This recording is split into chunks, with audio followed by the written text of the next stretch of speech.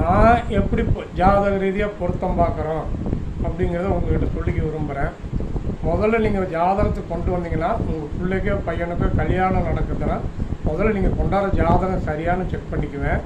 அதுக்கப்புறம் அதில் இருக்கக்கூடிய பல்வேறு கிரக நிலைகள் தரக்கூடிய யோகங்கள் அவயோகங்கள் என்னன்னு பார்த்துருவேன். அதுக்கப்புறம் பொண்ணுடைய செக்ஸ் அமைப்பு எப்படி இருக்குது, பையனுடைய செக்ஸ் அமைப்பு எப்படி இருக்குன்னு சொல்லி பார்த்துக்குவேன். அதே சமயத்தில் புத்திரபாக்கிய அமைப்பு எப்படி இருக்குன்னு சொல்லி பார்த்துக்குவேன்.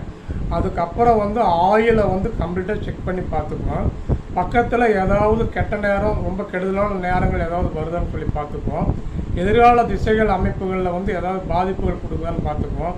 இது எல்லாத்தையுமே என்கிட்ட வர கஸ்டமருடைய அவங்க கொடுக்குற ஜாதகத்தில் எங்கள் பேடில் பின்னாடி எழுதிடுவேன். எழுதி கொடுத்ததுக்கப்புறம் ஒவ்வொரு தடவையும் பொருத்தம் பார்க்குறப்ப அவங்க அந்த பேடை கொண்டு வருவாங்க. அதை பார்த்துட்டு அதுக்கு தகுந்த மாதிரி பிள்ளை ஜாதத்தையும் பையன் ஜாதத்தையும் முடிவு பண்ணுவேன்.